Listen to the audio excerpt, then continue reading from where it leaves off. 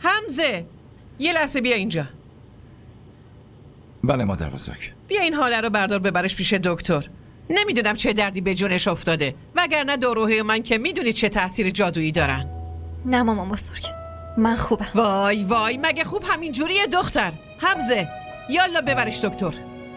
مامان بزرگ من نمیخوام باهاش چایی برم. چرا؟ نکنه شما دوتا با هم دعوا کردین؟ واقعا؟ نه مادر بزرگ، همینجوری. نه مامان بزرگ،